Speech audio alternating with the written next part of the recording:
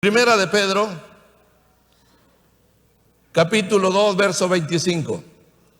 Y vamos a leer, pues en el nombre del Padre, del Hijo y del Espíritu Santo.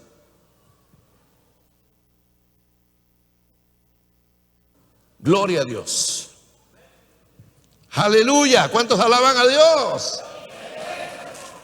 ¿Cuántos están felices, hermanos? Amén.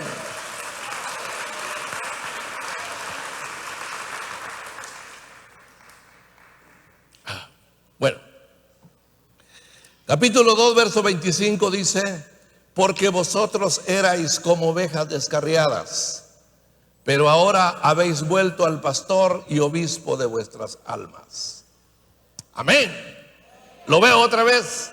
Porque vosotros erais como ovejas descarriadas, pero ahora habéis vuelto al pastor y obispo de vuestras almas. Quiero explicarles de una manera panorámica lo que encontramos en los primeros 3 capítulos de Primera de Pedro. Quiero hablarles sobre fundamentos y responsabilidades. En el capítulo 1 y parte del 2, el apóstol Pedro nos da fundamentos. Pero del versículo 12 del capítulo 12 en adelante, Pedro nos va a hablar de responsabilidades. Esto es lo que no se hace en las iglesias. En realidad, lo digo con respeto también. No se analizan pasajes que son tan esenciales para la conducta de los creyentes, y por eso tenemos que los creyentes de alguna manera no saben comportarse como verdaderos representantes del reino de Dios. Primera de Pedro nos enseña que hemos nacido de nuevo. Hemos renacido, dice Pedro, hemos renacido de nuevo. Lo dice en el capítulo 1 2 veces. Luego lo dice en el verso 23, siendo renacidos no de simiente corruptible, sino de incorruptible, por la palabra de Dios que vive y permanece para siempre. Hemos nacido de nuevo. En el original significa que hemos sido engendrados de nuevo.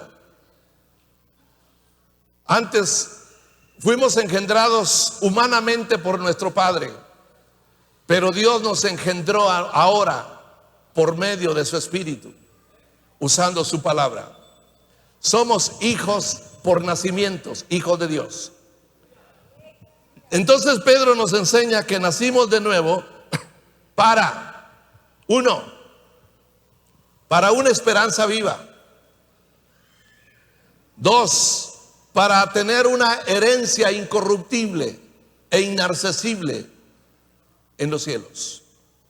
3, hemos nacido para tener una fe que vale más que el oro. Y esa fe, si es necesaria, va a ser probada como se prueba el oro. Hemos nacido para formar un sacerdocio santo. Todo eso lo hemos leído en el capítulo 1 y parte del capítulo 2.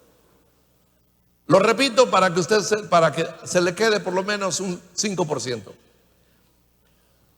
Esto es lo que Pedro nos enseña. Hemos nacido de nuevo, engendrados de nuevo por Dios para tener una esperanza viva, para tener una herencia incorruptible en los cielos, reservada para nosotros en los cielos, para tener una fe que vale más que el oro, más valiosa que el oro, y para formar un sacerdocio santo. Primera de Pedro tiene instrucciones de cómo debe de ser la conducta de los creyentes. Esas instrucciones son las que hemos llamado responsabilidades. Pedro nos da instrucciones para que nosotros como creyentes sepamos cómo debe ser nuestro comportamiento, nuestra conducta. Primero, Pedro dice que nuestra conducta debe ser como testigos. Dice que somos una nación, somos un sacerdocio real, o sea, somos reyes y sacerdotes, somos una nación adquirida, somos una nación santa, un pueblo que Dios ha comprado. Pero dice allí que todo esto es para que anunciemos las virtudes de aquel que nos llamó de las tinieblas.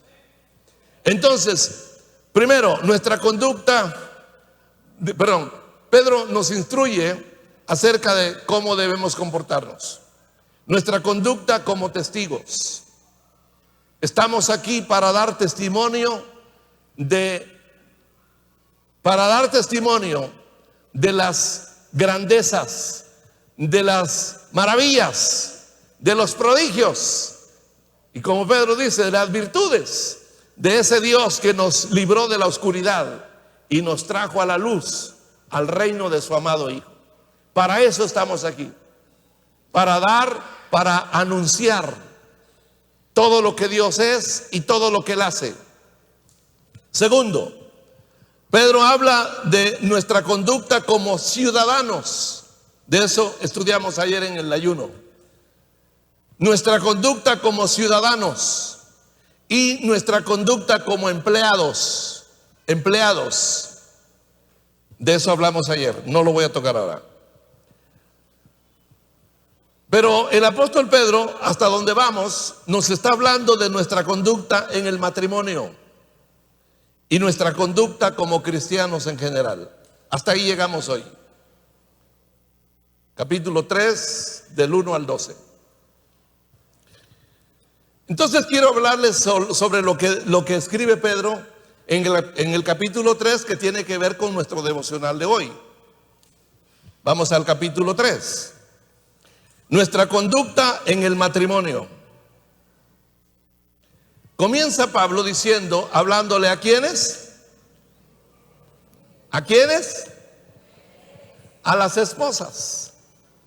Ya el apóstol Pablo habló sobre los empleados, sobre los ciudadanos de cualquier nación donde viven los creyentes.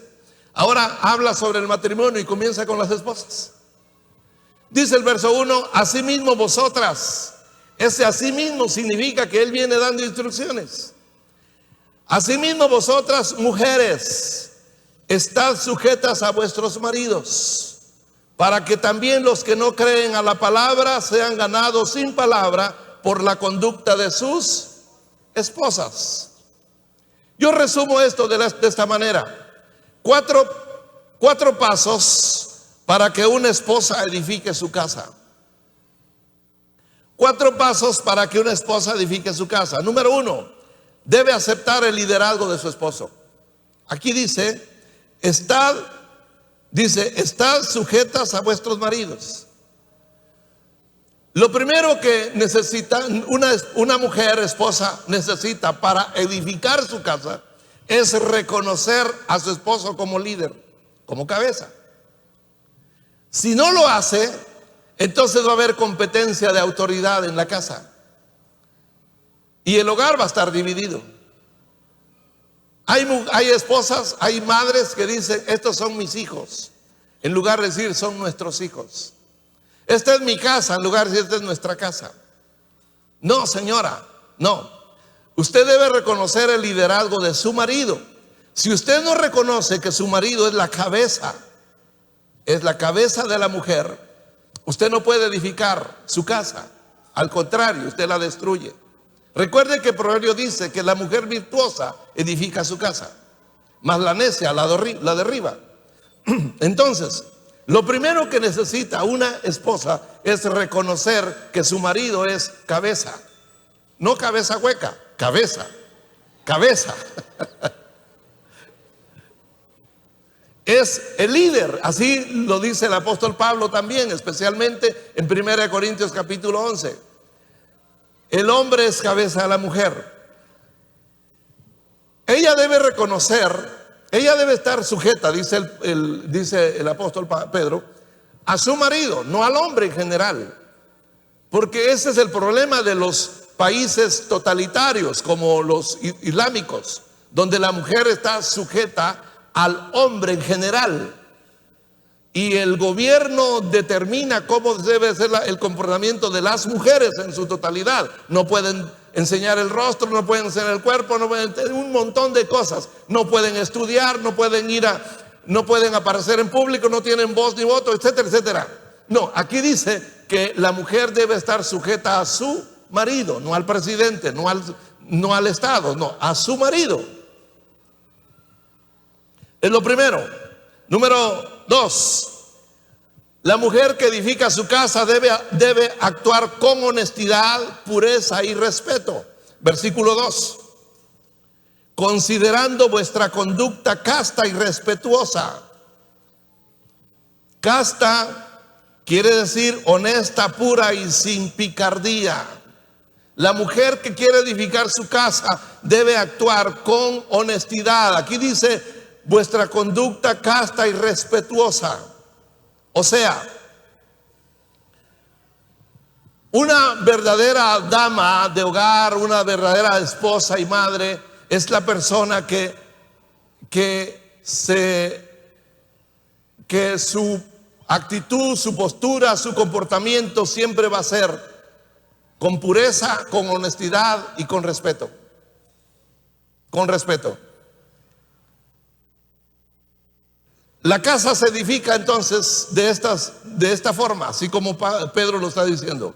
La mujer debe actuar con honestidad, pureza y respeto, castamente. Y 3, debe darle más importancia a la belleza interior que a la exterior. Más importancia no significa que no le dé importancia a la belleza exterior. Dice que debe darle prioridad a su belleza interna más que a la belleza externa. La mujer que edifica su casa o edifica su matrimonio, versos 3 y 4. Vuestro adorno, eso quiere decir atavío. Vuestro atavío no sea el externo, verso 4, sino el interno. Vuestro adorno, vuestra belleza no debe ser externa, debe ser interna. Así dice el pasaje. Que la belleza de la esposa sea interna más que externa. Esto no significa que no importa la belleza externa, pero entre las dos cosas es más importante la belleza interna. Entre las dos cosas. Proverbios es muy drástico al hablar de esto. Pero dejémoslo ahí, no toquemos más de esto. Entonces, la mujer que procura el bien de su hogar y edifica su casa, es aquella que le da más importancia a la belleza interior. Verso 3. Vuestro atavío sea el externo, no de peinados ostentosos, de adornos de oro o de vestidos lujosos. Es decir, la mujer que está preocupada por su belleza exterior y su preocupación es cómo peinarse, qué joyas ponerse, qué vestido me pongo, y en eso pasa el tiempo, peinándose y poniéndose alhajas y probándose los vestidos.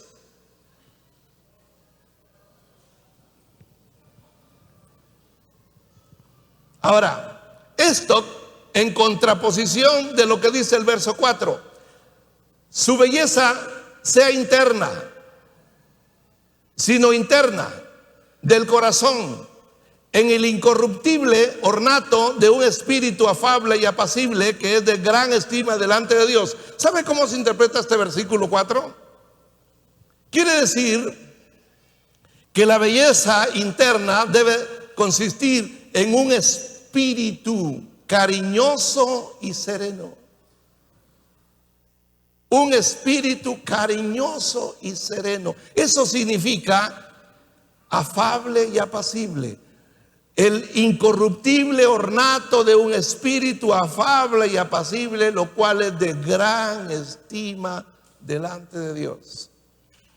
Óigame, es que ¿de qué sirve? No serviría de mucho que mi hermanita, usted viniera luciendo ese vestido que le costó, porque usted no se pone ropa de paca, cuidadito, eso lo deja, eso es para la gente pobre.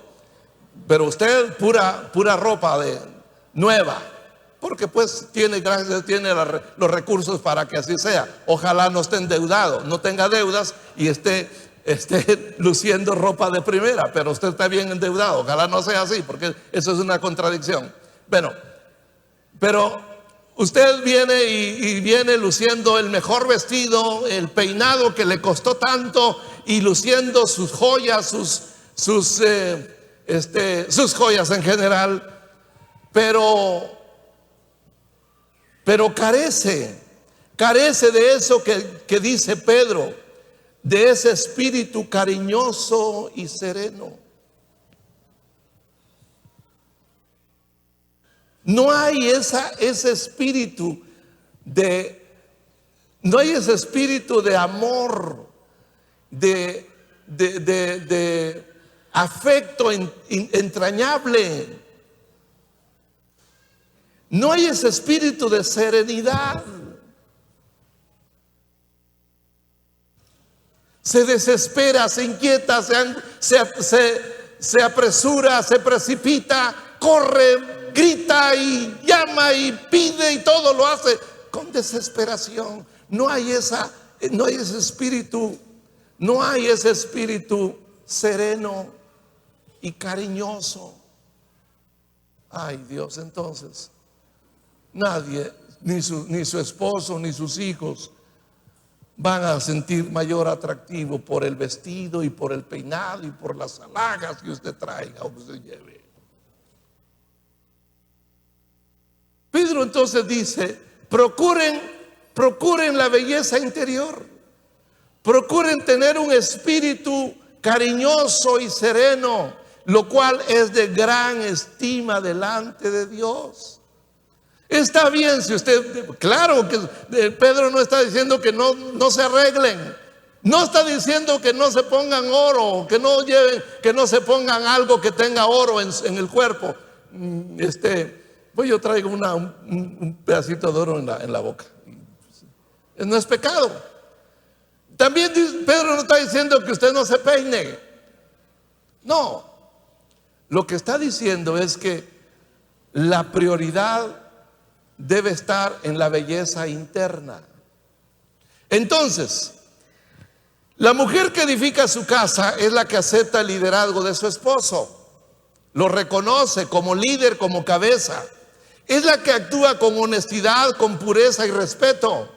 Es la que le da más importancia a la belleza interior. Y por último, ve a su esposo como autoridad. Versículo 6. Como Sara obedecía a Abraham, llamándole Señor. Yo he luchado para que mi esposa me diga Señor y no lo logro. Dime Señor, pero no me dice. La molestia, dime, siempre dime. Yo quisiera oír que me dijeras mi Señor, mi Señor. Me dice: confórmate con lo que tienes.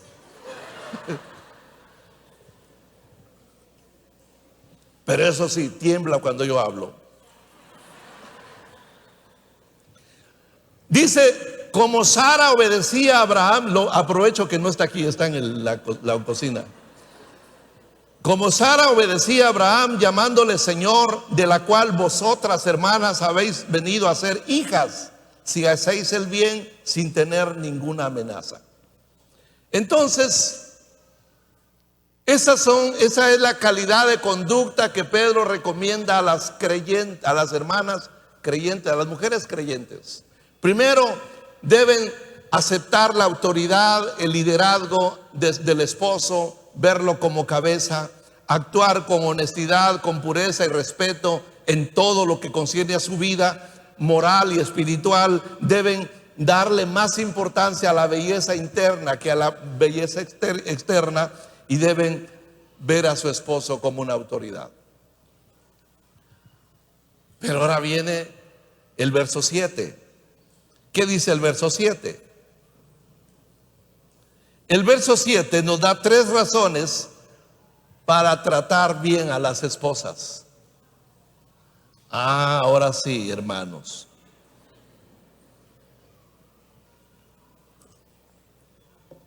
Tres razones para tratar bien a mi esposa. A ver, varones, díganlo conmigo. Yo creo que no van a querer. Tres razones para tratar bien a mi esposa. A ver, juntos. Tres razones. No se animan. Tres razones para tratar bien a mi esposa. Lo dice el verso 7. Número 1. Ella es vaso más frágil que yo. Físicamente es más débil, emocionalmente es más débil que yo. Solo en eso, porque lo demás es más fuerte. Pero físicamente y emocionalmente la mujer es más débil. Es como vaso de cristal. ¿Han visto esos vasos tan delgaditos que hay que agarrar, hay que tocarlos con mucho cuidado porque casi se quiebran en la mano, como esas bolas de las lámparas, los de los quinqués antiguos, ¿verdad? Tan delgaditos que un toque muy duro se quiebran. Bueno, Pedro dice: vosotros maridos igualmente vivid con ella sabiamente, dando honor a la mujer como a vaso más frágil y como a coheredera de la gracia de la vida, para que vuestras oraciones no tengan estorbo. Tres razones para tratar bien a mi esposa. Número 1, ella es vaso más frágil. Yo le dije hoy en la mañana a mi esposa: oye, si tú quisieras decirle a los hermanos, a los esposos, cómo deben de tratar a sus esposas, ¿qué les dirías? Me dijo, no lo pensó nada, ni un minuto. Me dijo: yo les diría que cuando traten mal a sus esposas, lo piensen 3 veces. Lo piensen 3 veces, porque les va a ir mal. Si tratan mal a sus esposas, les va a ir mal. Hermanos, ella es vaso más frágil. Emocionalmente se desploma cuando es tratada ásperamente. Físicamente ella no puede luchar contigo, varón. Es una vergüenza cuando el esposo le pega a su esposa. Es una vergüenza porque ella es más débil. Ella es frágil. Hay esposos que son golpeadores, abusadores, maltratan a sus mujeres. Un pastor le dijo: son hombres gallinas, porque se oponen con la mujer, se ponen con la mujer del tú al tú, pero ella es más débil. Ella no está en capacidad de luchar físicamente con el hombre. Por eso Pedro dice: trátenla como vaso más frágil. Nada más que si ella se quiebra, te va a herir, te va a lastimar, o nos van a lastimar. 3 razones para tratar sabiamente a la esposa. Primero, ella es por naturaleza es más frágil, más débil que nosotros. Número 2, ella es compañera de la vida que Dios nos ha dado, coheredera de la vida. Es compañera de la vida que Dios nos ha dado. Aleluya. ¿Cuántos varones dicen gloria a Dios? Algunos, gloria a Dios, amén. No muy a gusto. Tercero, ¿por qué debo tratar bien a mi esposa? Porque es el requisito para que Dios me escuche.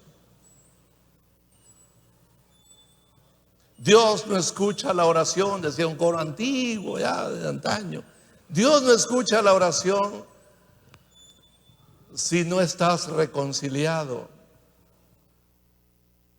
Dios no te va a oír si estás tratando ásperamente a tu mujer.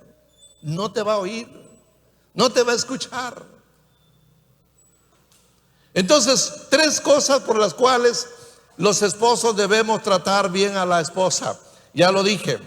Finalmente, dice Pedro, versículo 8. Finalmente, ahora Pedro nos habla, toca el tema de cómo debe ser nuestra conducta general. Finalmente, dice el verso 8, sed todos de un mismo sentir, compasivos, amándoos fraternalmente, misericordiosos, amigables, no devolviendo mal por mal, ni maldición por maldición, sino por el contrario, bendiciendo, sabiendo que fuisteis llamados para que heredéis bendición. Esa es la ventaja de estudiar la palabra de Dios de esta forma. Porque estos temas, fíjese que ayer hablamos de cómo, hablamos de cómo debe ser la conducta del ciudadano. Pedro dice, respeten a todos, amen a los hermanos, teman a Dios y respeten al presidente. Y yo les decía, respeten a Yamatei. Y cuando dije a Yamatei dijeron, no, eso no. Me dijeron los hermanos, pero eso es lo que dice. Porque cuando dice Pedro, respeten al rey, se refería al emperador romano, a César. Y quiero contarles que la mayoría de los emperadores romanos fueron homosexuales. Y fueron criminales, fueron sanguinarios. Pedro dice aquí, respeten a todas las personas, amen a los hermanos, teman a Dios y respeten al presidente, al rey, dice Pedro, al rey. Aunque no nos parezca. Pero ¿sabe por qué vivimos en caos? Porque no sabemos respetar a las autoridades. Porque no sabemos respetar a los demás. Porque muchas veces no amamos más a otros que a los hermanos. Los hermanos valen más que cualquier persona allá afuera. ¿Por qué? Porque todo aquel que es nacido de Dios ama al que Dios ha engendrado. Yo nací de Dios, mi hermano ha sido engendrado por Dios, entonces es mi hermano. No es la sangre del papá de él ni del mío que nos une, es la sangre de Jesús, que es mucho más valiosa que la sangre de mis abuelos. Entonces, amen a los hermanos, respeten a todos, teman a Dios y respeten al presidente. Entonces, finalmente Pedro dice que debemos vivir en armonía. Y para vivir en armonía debemos primero ser compasivos unos con otros. Segundo, debemos amarnos fraternalmente. Tercero, debemos ser misericordiosos. Cuarto, debemos ser amigables. Yo siempre he insistido, salude a los hermanos cuando venga. Cuando salgamos, salude, sonríale. Seamos amigables, somos la familia escogida. Somos la familia que Dios ha escogido para establecer un reino de sacerdotes. Seamos amigables, aquí dice, seamos amigables y no devolvamos nunca mal por mal. Queremos vivir en armonía, debemos vivir en armonía, porque no es una opción. Pablo dice, sed de un mismo sentir. Eso significa, es una orden. Debemos vivir en armonía, y para vivir en armonía, ya lo he dicho, debemos ser compasivos unos con otros. Debemos amarnos fraternalmente. Eso significa que debemos amarnos como familia. Debemos actuar con misericordia. Debemos ser amigos, amigables, y nunca devolver mal por mal, sea con quien sea, pero especialmente con los hermanos. Si queremos ver días buenos en el futuro, Pedro dice en el verso 10, debemos controlar nuestras palabras. Verso 10, ¿qué dice?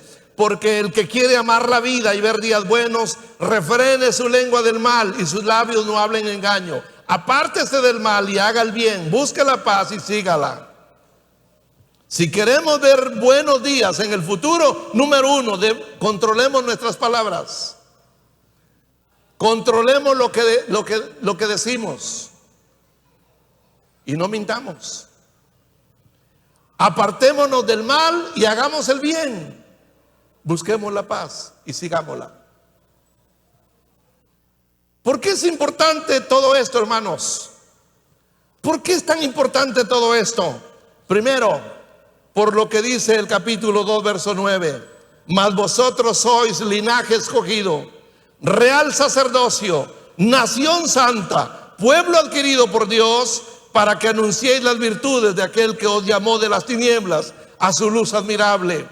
Vosotros en otro tiempo no erais pueblo, pero ahora sois pueblo de Dios. ¿Por qué es tan importante esto? Porque ahora somos pueblo de Dios. Por eso es importante. Por eso vale la pena estudiar minuciosamente, palabra por palabra, versículo por versículo, lo que dice la Biblia. Porque ahora somos pueblo de Dios. Somos un reino de sacerdotes. Somos gente santa, pueblo que Dios ha comprado.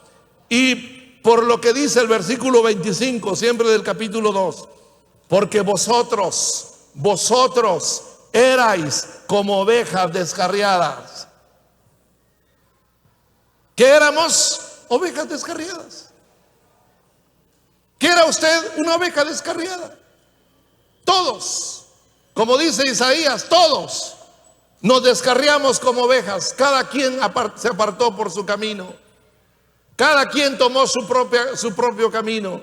Así éramos antes de que fuéramos recogidos, llamados, escogidos, rociados con la sangre de Cristo y santificados por el Espíritu Santo. Éramos como ovejas extraviadas. Cada quien iba por su propio camino y hacía lo que le daba la gana. Pero Isaías dice, pero Jehová cargó sobre su Hijo el pecado de todos nosotros. Aleluya. Él llevó encima nuestros pecados. Por eso todo lo que estamos diciendo es importante. Es importante la manera en que nos comportamos, nos conducimos, ya sea como testigos de Dios, ya sea como ciudadanos, ya sea como familia, como miembros de la familia. Todo esto es importante porque, hermanos amados, como decía el devocional de ayer en uno de los ejemplares que tengo, decía, el ejemplo vale más que las palabras.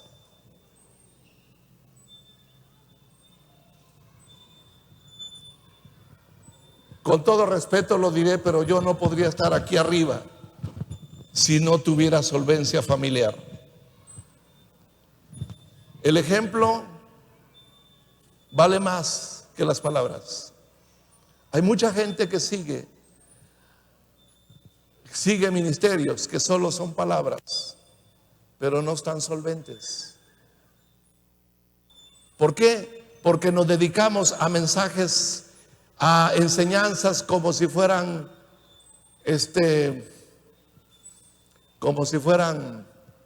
postres, alimento liviano, dulce, agradable, pero es liviano. Mas Pedro dice, mas vosotros desead como niños recién nacidos la leche espiritual no adulterada, para que por ella crezcáis para salvación. Y solamente una persona que anhela la palabra de Dios, como el niño recién nacido anhela el pecho de la mamá, solamente una persona, un creyente que siente esa necesidad, no puede pasar el día sin leer la palabra de Dios.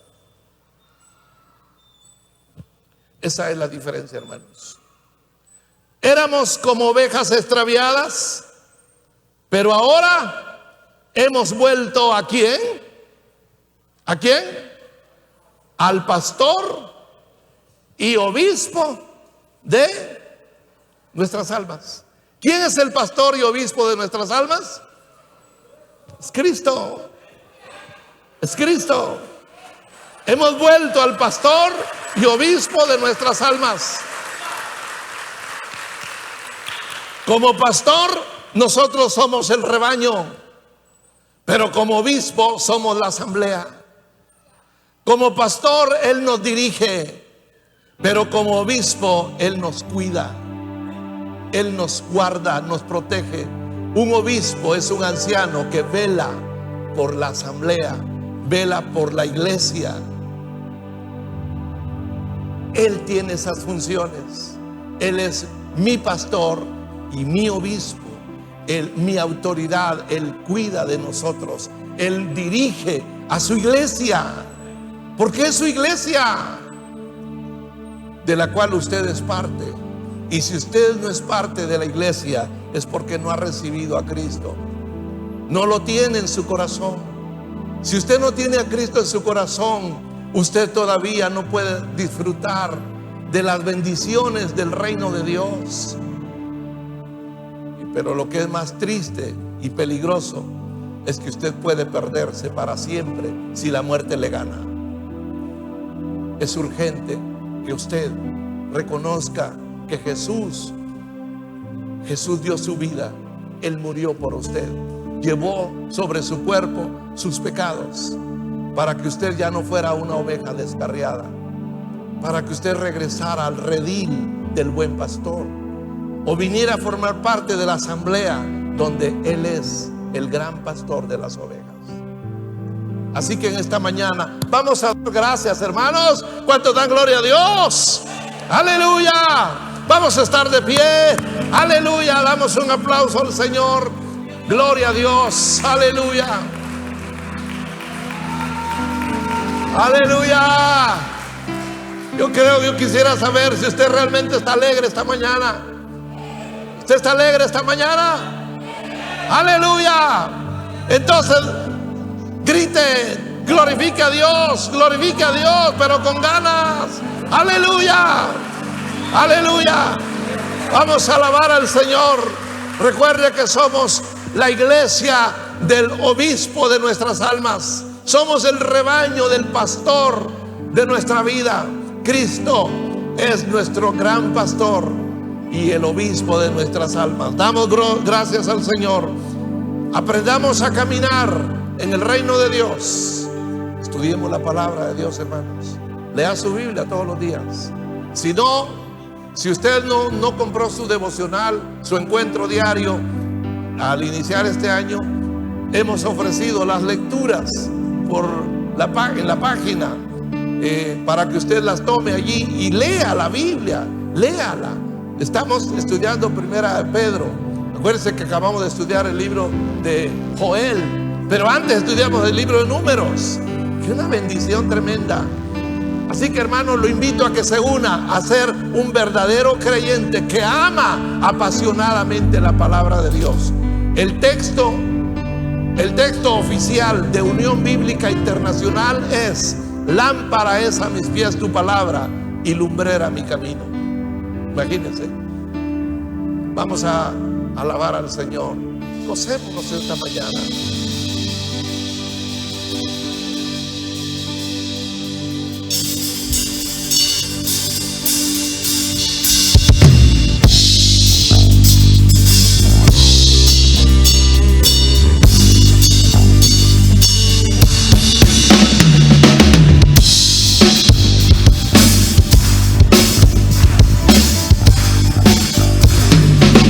Somos el pueblo de Dios.